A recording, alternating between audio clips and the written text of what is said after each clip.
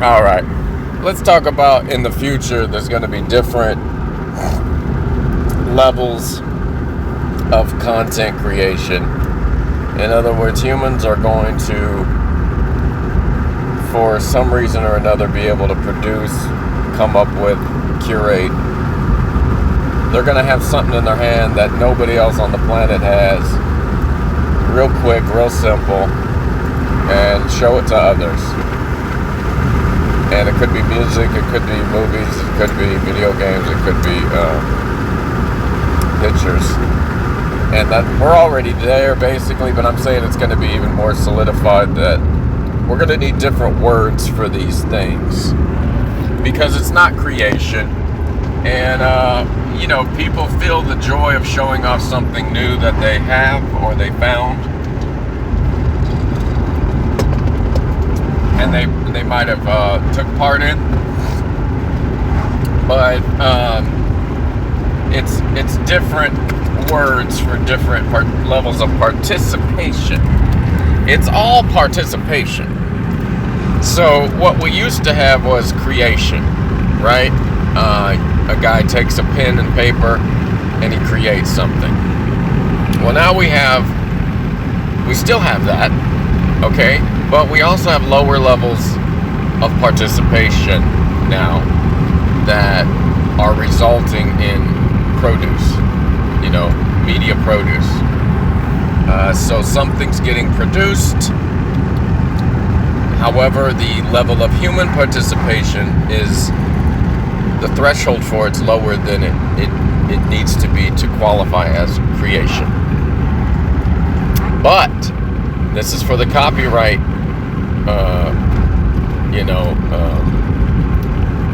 the copyright, we call them the copyright Nazis. No, the copyright, the copyright tyrants, the copyright kings, the copyright,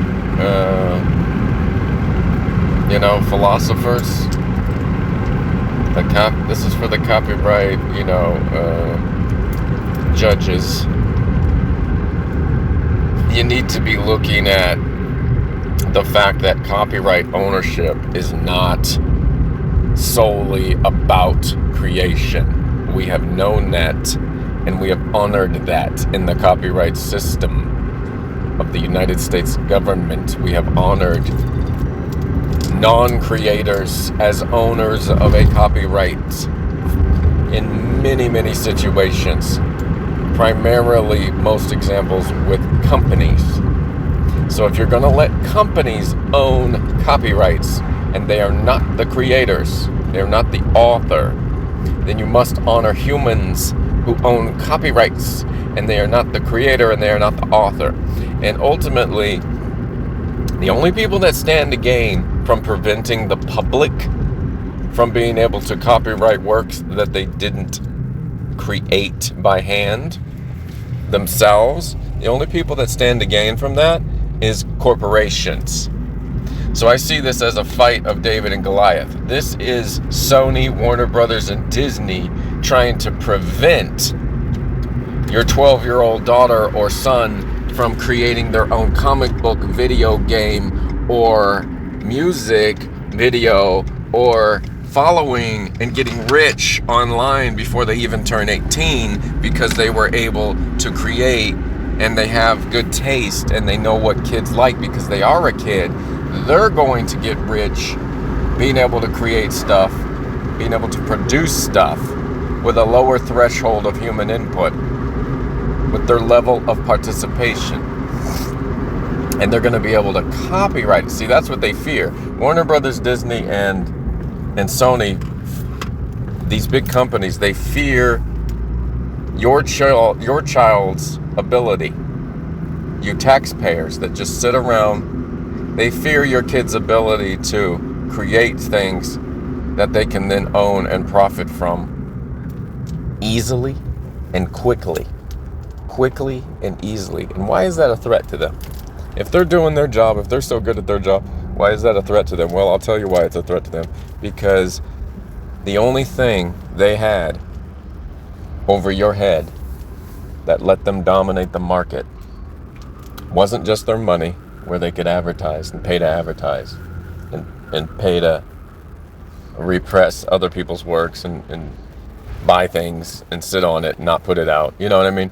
The only other thing that they dominate the market by is their ability to produce things faster because they hire a team of people. Okay? And so them hiring a team of people enabled them to produce things fast and now people can produce things just as fast or faster. And the companies are even using the AI stuff now too, so they're also going to be faced with that. And now people are able to produce things fast enough to compete. Okay?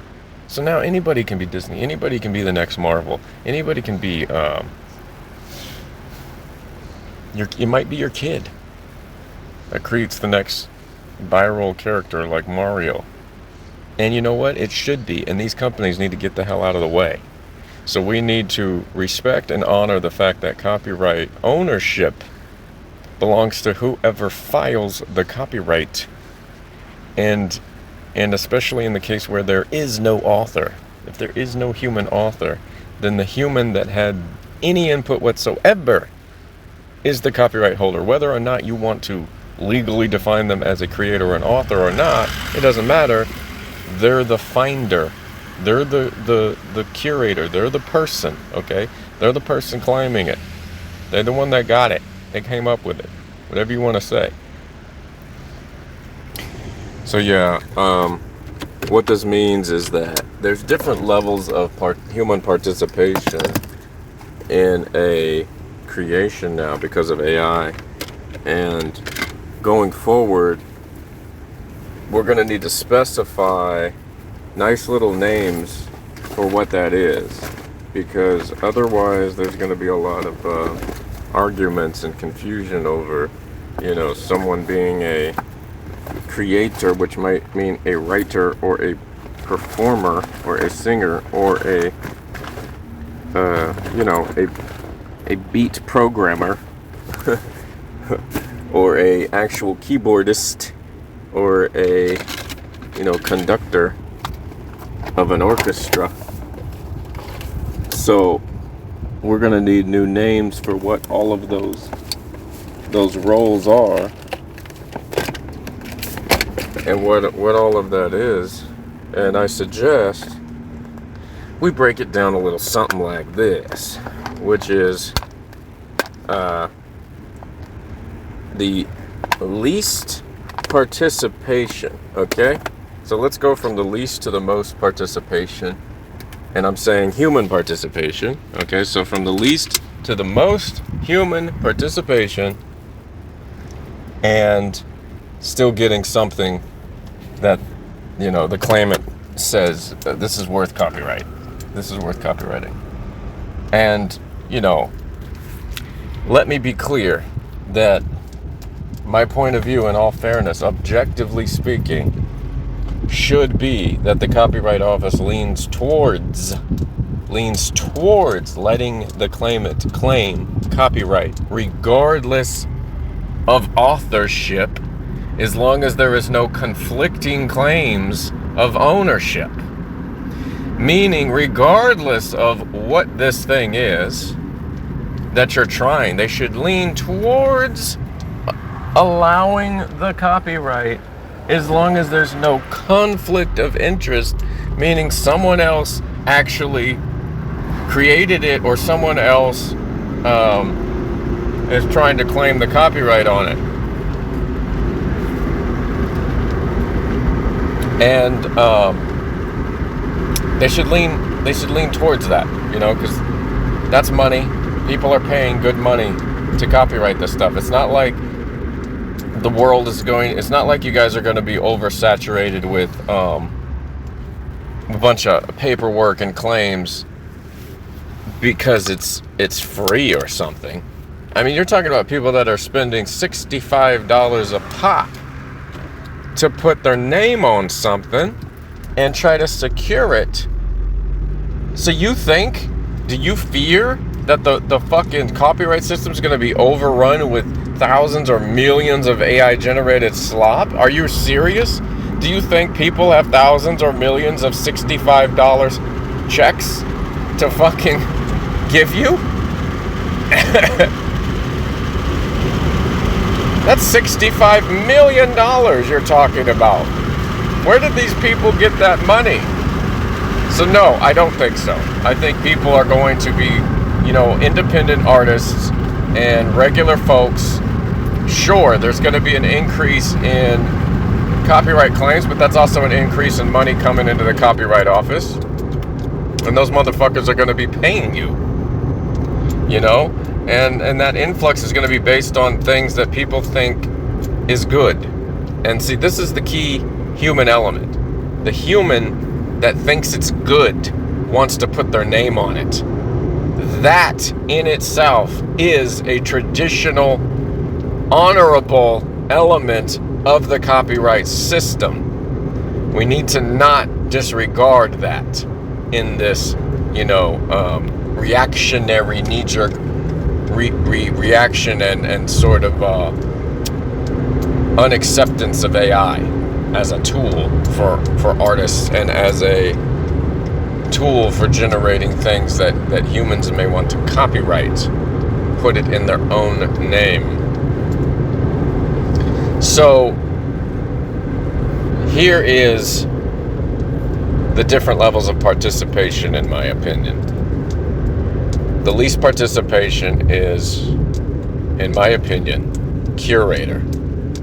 So at the very least, a human who comes along something that they didn't create with their own hands, and they found it to be wonderful, and it has no owner.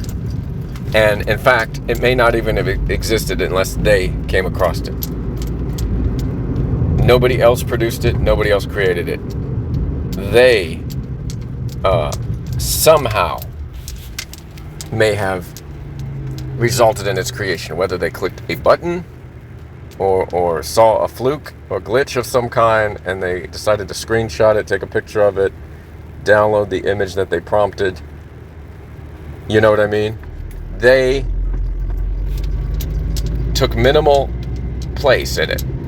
And so at the very least, though, they said, I like this. This is original. No one else owns this. I want to put my name on it.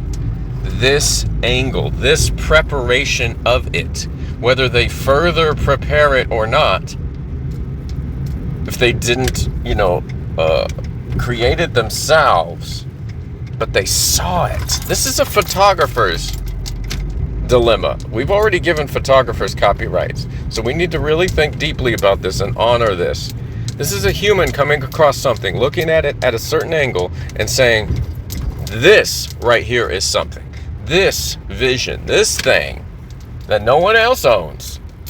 I want to put my name on this version of it, this image of it, this capturing of it. This is me right here. I'm putting my name on this. That, in my opinion, first of all, I don't even want to get into the argument about what level of artistic flair or artistic taste it takes to look at something and say, yeah, that's good, versus someone who doesn't notice it, versus someone who doesn't think it's good enough to put their name on it, versus someone who doesn't think it's good enough to spend $65 to attempt to put their name on it. Thank you very much. That should mean something. So, without even going down that rabbit hole, just honor the fact that this is a human who has decided to put their name on this thing, and this for all intents and purposes is an original action. It's an original take in the form that, this is the first person who's saying, yeah, I like this, this is good, I want to put my name on this, okay? If a photographer can go out into the forest and take a picture of a goddamn tree, which he did not create, which was there before he was born, and say, yes, this is good, this angle, this is what I like, this is my original take on it, I'm going to put my name on that. I'm going to register this photo for copyright. And the copyright office is going to go, good work. He didn't do anything, okay? What he did was he captured a moment in time. He captured a thought, a vision, or an angle. He's a capturer. You see? So At the minimal effort, a photographer and an AI prompter, for instance, are curators. I'm not saying there isn't more that goes into both of those roles later, post-production, editing, and other technical aspects. There are definitely advanced degrees of AI prompting where it does take on a computer coding aspect to the point where you would find it easier to build an HTML website than to be such an accurate AI prompt engineer with all of the different little things that you can do inside of the image and refine it and ask for specifically what you want. That's going to another level. So I'm not saying there isn't more levels. We're talking about the least level of human participation in this production, in this creative process. Okay? So level 1 at the very least, the human trying to claim the copyright should be honored with minimal human effort as a curator. Maybe they're not a creator, but they're a curator. They have curated this content. They have scooped it up. They have taken the angle. They have taken the photo. They framed it. They cropped it. They said, this is it right here. This is a thing. And that's a very particular defining moment in the human creative process where the artist even has to say, this is it. A half-drawn sketch, that's not the same as when the artist completes the picture and says, okay, now it's finished. The point at which the human says, now this is something, now this is finished, this is good, that counts for something. That counts for something towards copyright ownership, even minimal copyright ownership. Which, remember, Copyright Office, you don't need to argue authorship in order to argue ownership. You guys are barking up the wrong tree and chasing your own tails here in the wrong direction. It's a false argument. It's what is it? Straw man argument. You're getting lost in the sauce here. Copyright owners need not be authors. Authors aren't necessarily owners, and authors can be owners. But this is not an exclusive relationship. Copyright ownership has never relied on authorship. So that's a false dichotomy. That's a false challenge. That's a false argument to propose and get wrapped up in. Is like, oh, but who's the author? Who's the author? Who's the author? That is not the important question. The important question is you have a human being who owns something nobody else owns, and they're trying to put their name on it, and they paid you $65 to register that damn thing. And so you need to take those things into account and remember that ownership is not exclusively related to authorship. And you have millions of examples of this. So don't be hypocrites and stop at the authorship argument. The authorship argument should not be where we stop and get tied up in. We need to honor ownership, because authorship is irrelevant to people who are trying to claim ownership of a copyright.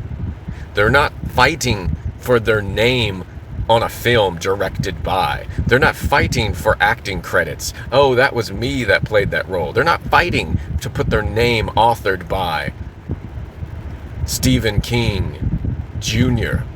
You understand? They're not fighting to put their name on something as the author. They're fighting for ownership. Ownership is the question. And you have plenty of examples of hypocritical ownership and authorship that you've approved millions of times in the past. And so you need to kind of go forward thinking about this more clearly and objectively and really looking at what it really is. So Minimal human participation, I think, in my opinion, I'm going to label that curation. At the very least, you're a curator. So now the question is, can a curator file for copyright? And I'm going to say yes. I believe a curator can file for copyright so long as there is no existing claim of authorship or ownership competing with that claim.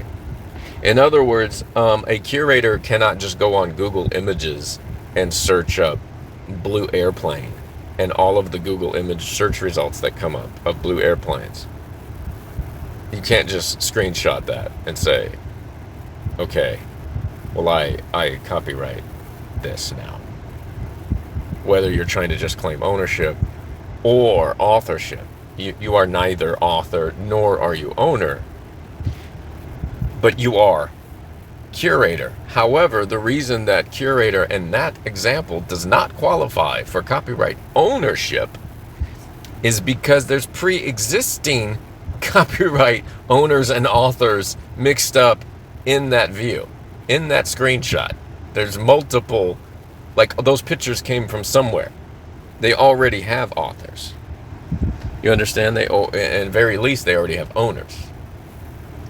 So to just take someone else's stuff that's pre-existing and try to claim it, no, that's not claimable curation.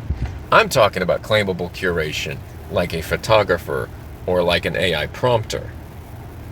These are people who, if they died yesterday, would not have created this thing today. That this thing today would not exist without them existing. So you must at least honor their human input by their mere existence itself and the fact that they saw fit with their human vision and eyes to claim this as is, this cropped picture or angle of it, whatever the thing is, they saw fit to put a claim on it and put their money where their heart is. And that is an original work that doesn't compete with anybody's, doesn't conflict with anybody's previous ownership or authorship, because if it wasn't for them, this thing wouldn't even exist. You understand? If it wasn't for the technology, it wouldn't exist also. But if it wasn't for the photographer's camera, that picture wouldn't exist also. So there is a necessary human element going on. While it may not fulfill the definitions of authorship, it fulfills the definitions enough of a human element involved. In my opinion, you need to honor this as minimum human participation in the curation of an original work. It's at least an original work that would not exist if this human didn't exist, and decide that it exists, and decide that this is a thing. This is what I want. This is it right here. I'm going to file for this. And so on that end, you need to honor it at least as a curator of original content that they can claim. Now, step 2. The next level that a human could participate if they up their participation in the creative process. They will graduate from curator to commissioner. Now, there may be some commissioning involved in curation, but it is not necessary. So, not necessarily, which is why curation is a separate label, separate factor here. Once again, the photographer example did not commission the work. Okay? He didn't go into the forest and say, "Hey tree, could you be sunny today? Could you shine some of the sun's light off of your leaves just right?" You know? However, someone could have paid the photographer, "Hey, I need you to go capture this specific mulberry tree at a specific hour with the sun shining off of it just right for this, mulberry wine ad." And now the photographer has instructions, and has been commissioned and put forth to go do this work for money. And this could be a work for hire or some other arrangement that counts as hiring someone. You know, you're going to earn royalties, or are you going to be paid up front? Are you paid already? You're going to be paid later. There's different levels of hiring someone to do something. So at the very least, you have commissioned this entity, this person to go do that. Or you're just the person that decided to go do it yourself. So anyways, what else could commissioning be? Well, AI prompting that is not simple curation. In my opinion, I'm saying that's a level above just simple curation. It's commission. At the point where you are asking for so many specific things, you're dictating the art style, you're dictating the size of the picture, the frame, you're dictating the colors scheme and the everything, you know, the exact picture. I want a, you know, wide shot, up close perspective, the foreground, the background's this, the shadow, the lighting, the twinkle in the eye, everything about it is, if you're just using words to describe it and other tools, well, not even other tools, if you're just using words to describe it, your efforts, your human input, even though it's, you know, not the most minimal, but it's still minimal, it counts as commission. In my opinion, we got to understand that this is a commission. This is you asking something that's intelligent or semi-intelligent, or putting the input in on a machine to go out and bring you back something, to create something that hasn't been created, to generate something that hasn't been generated. If you use a tool to generate something that hasn't been generated, you are, by definition, the worker using a tool.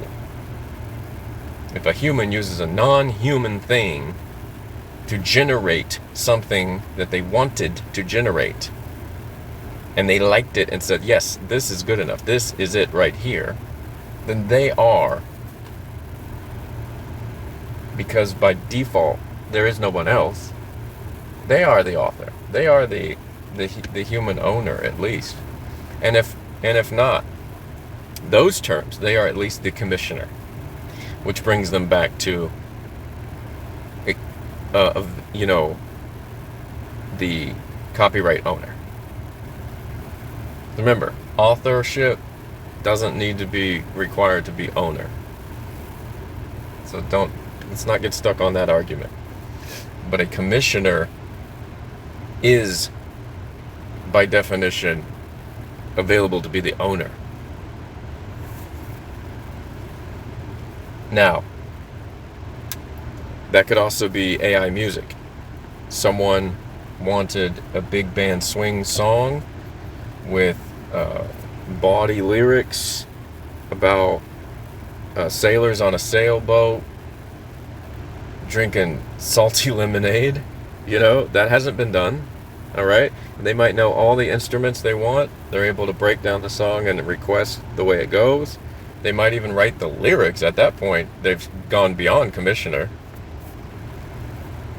and they're asking for something like, you know, make it the stupidest song in the world. Now, true story, this is something that MASH director did. He asked a composer and his son to create a song. Now, depending on the agreement, had his son and the other author, the composer, been machines, depending on his agreement, or depending on his agreement with them, he could have been the copyright owner. The director commissioned that work. He could have made them file it as a work for hire. You know? He didn't have to have it set up in a way where they were going to get royalties and and credit and stuff. He could have been the copyright owner on that. Or he could have filed it onto a business. Had his business own it. But instead, the way it went down, he just commissioned them to do a song, and then they got the credit for it. But when you're dealing with machines, since the machines cannot get the credit for it, machines don't make things on their own. They make things at the request of humans. So then you are a commissioner. You commissioned it. At the point that you requested it, you commissioned it. And so we should honor commissioners for their copyright ownership, not their authorship. We don't need to grant authorship to grant ownership. You need to be very clear about this. And I don't care if you want to do some surplus, extra fee for AI, extra fee for ownership without authorship. That's fine. But you got to allow authorship to be separated from ownership. You got to allow ownership to be separated from authorship. And be more clear about that. Because the future is here. We are rapidly going into the future of AI, allowing everyone to create. And we're going to need copyright system that can keep up with that. And not just reject it because they don't understand the future or technology. So, what's one step more than commissioner? If you're taking an advanced step forward now, you're already at commissioner, then I dare say you go further. You've now progressed from commissioner to collaborator. When you start collaborating, you're a co-author by definition. You have now crossed the threshold from, owner without authorship to co-author and owner, a collaborator. You would be the owner because you're the one filing for it and you're the only human involved. So you're the clear owner. You're the co-author because now you have collaborated in the work with the tools. The tools did not, meaning the AI machines, whatever other devices you use, did not just generate it on their own. They generated at your input, at your existence, at your request. And now, furthermore, you did something beyond that. And now you have collaborated in the work. So when you're a collaborator, that means you have already curated, you have commissioned, and you have done something more. You went back into the image and you said, well, now I'm going to take it into another program and make it a vector image. And now I'm going to actually reverse it. I'm going to throw these filters on it.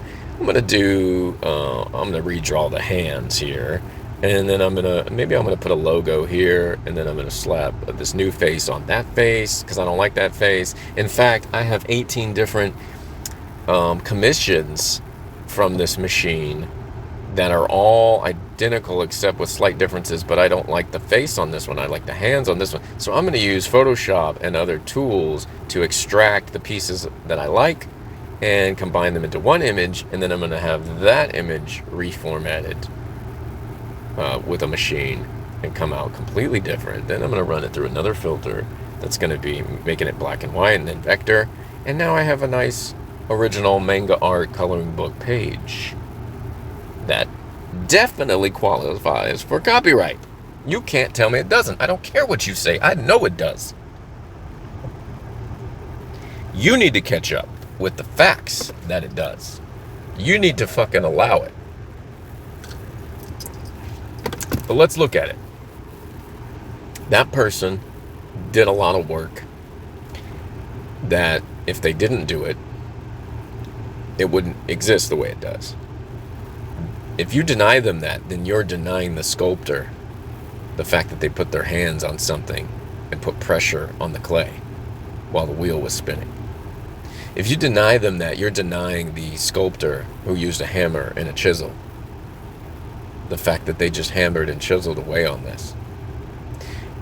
It's as if you're trying to deny the artist and the human involved because of the tool they're using. You're saying, oh, no, you didn't make that statue because you used a hammer and chisel. You're not the author of that statue because you used a hammer and chisel. Yeah, sure, you chiseled away 16 hours in a way that no one else would, but you're not the author because you used a hammer and chisel. I mean, our guys, we're used to them doing it the hard way, you know? Throwing fists on it. You got to make it with just your hands. Oh, you used water? No. You got to use your own urine and spit. It has to be your. Like, come on. Come on, Copyright Office. Catch up. Get with the times. These machines, these computers, these devices, this AI, the software, it's tools. These are tools. Minimal human input. They're at least a curator, and they can claim ownership without authorship. When it comes down to a human even putting in more of their opinion and input, specifically requesting things, they are a commissioner. And they can claim ownership regardless of authorship. And now, with more of their input and artistry using other programs that are not AI, going further, chiseling away with the tools, the hammer and chisel, the AI that already out of the equation now. They're hammering away with traditional computer tools, and you're still not going to give them credit? That's bullshit, and you know it. That's bullshit. I'm calling bullshit on that. You need to catch up with the times. The person that uses the hammer and chisel for 16 hours to produce a new thing or finish the thing has now collaborated on top of the commission. They have collaborated. They are a collaborator, and they can now claim co-authorship. And because the other co is not human, then they are sole authorship. Do you see how that works? If my hammer and chisel were humans, then my co-authorship is shared with the hammer and chisel. They are also artists if they were human. Because my hammer and chisel are not human, they are not co-authors. I am the sole author by default, regardless of whatever level of arguable intelligence that my hammer and chisel have. You know, there are people that believe spirits live in rocks, that the trees have intelligence and can communicate. But I'm sorry, if I chop down a tree and make a really nice wooden sword and then claim ownership of it as a sculptor in a museum, the tree doesn't get to be co-author, regardless of its sacrifice, regardless of its use by me, regardless of its intelligence level. So this AI, stop being scared of it, okay?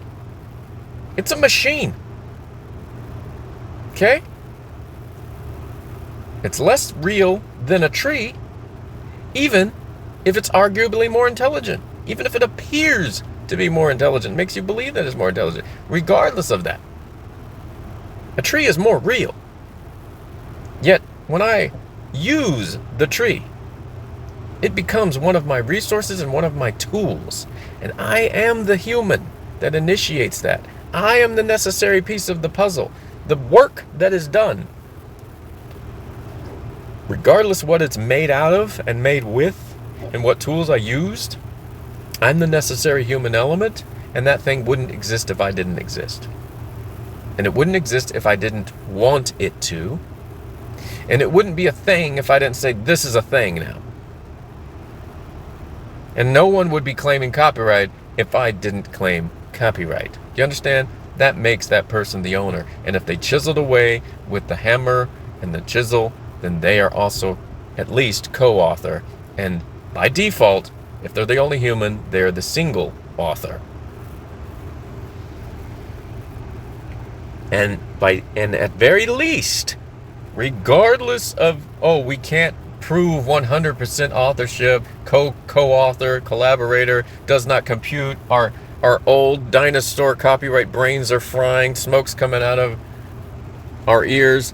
Regardless, you need to default back to the basic argument that you can agree on and compute, which is at the very least, regardless of your opinion on the person's authorship, you can grant them copyright as the owner.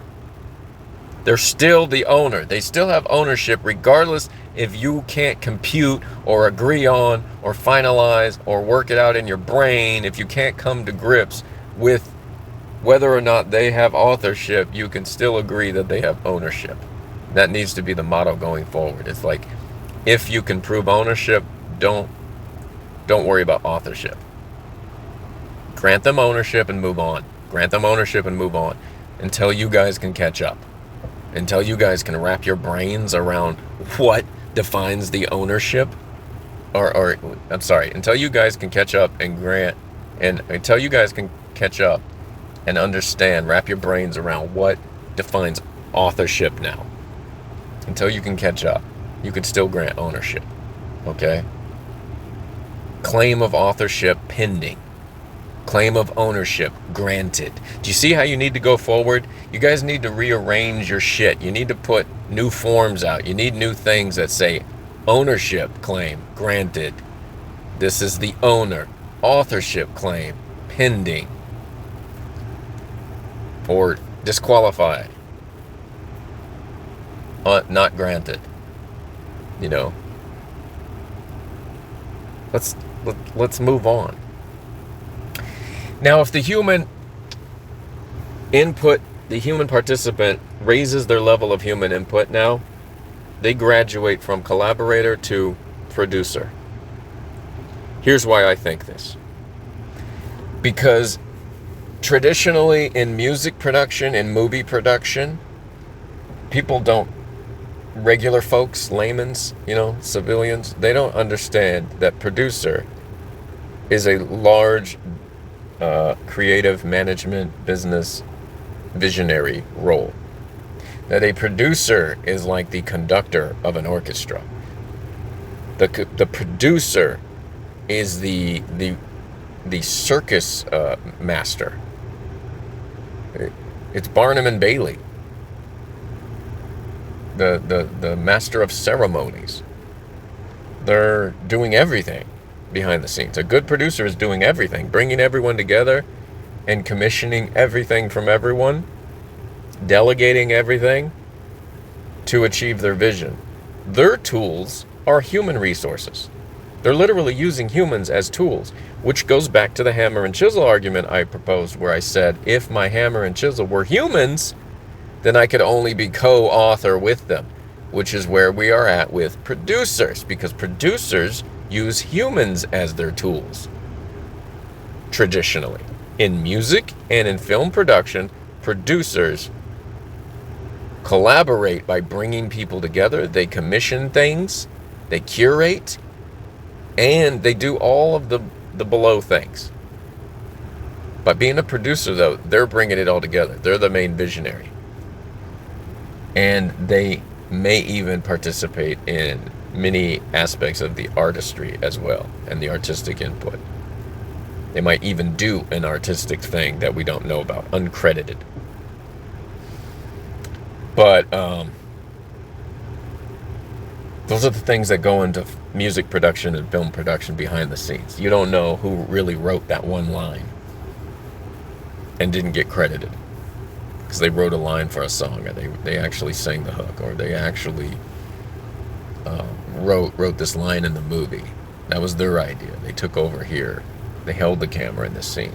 You don't know, because producers take on different roles and they bring people together and they have the vision. They are an artist in their own right, and they're willing to secure the funds. Their job is also business, which doesn't give them any, claims of authorship. But when they start putting their money into it, it may give them claims of producer, which is like work for hire, and depending on how the contracts go, the agreements, then people may have done this work understanding that all rights go to the producer. All rights go to that person's company. So at the very least, a producer can, under traditional circumstances, claim copyright ownership and co-authorship. It really depends. A producer could also just be a work for hire for someone who's a bigger producer than them, the owner of a company. Studio executive, a CEO, could hire a producer, and then they just pay them off and say, yeah, you're not getting, you can get credit on the film, but you're not one of the copyright owners. So it really depends. Who is the copyright claimant? Who's the person? You understand? But now in the digital world, where we have digital tools and the AI working and being assembled by visionaries and producers, now a regular Joe Schmo who would normally have a garage band can assemble everyone digitally and using AI to be the producer, the visionary that brings it all together. And when they do that, many times these people, for the sake of this tier list that I'm building here, they've already participated as a curator, they've participated as a commissioner, they've participated as a collaborator, and because they've done all of those things and more, right, now they're participating in the owning, the packaging, and the bringing all these other elements into it. They've done even more authorship. I would say they are a producer of this work, a producer of the content. And if there's no other humans involved, once again, that makes them the author. And regardless of authorship, once again, that makes them the owner. You need to grant their ownership so long as it doesn't conflict with anybody else's claim. Now, what's beyond producer? Well, really nothing, but if you really want to get into it, there's further levels of authorship, but I would just argue that there's still just deeper levels of production. They're deeper levels of certifying you as the producer of the work, which by default, if you're the only human here on this claim, you are the sole human author. That means you are the sole copyright holder. So you guys need to go forward recognizing these different levels of human participation and human input, and recognizing these as different levels of ownership and authorship, and recognizing that this gradient list, this is not black or white, and it's certainly not a mixed bag. It's not the same thing. These are separate things. Someone can be more than one thing, but if they are at least one thing, then they qualify for, at a minimum, ownership of the copyright. You know, grant them the ownership. Take the money. Make your process easier instead of rejecting everything. Take the money, grant the copyright, and if an issue ever comes up later, some dispute with some previously owning author, then that gets handled later.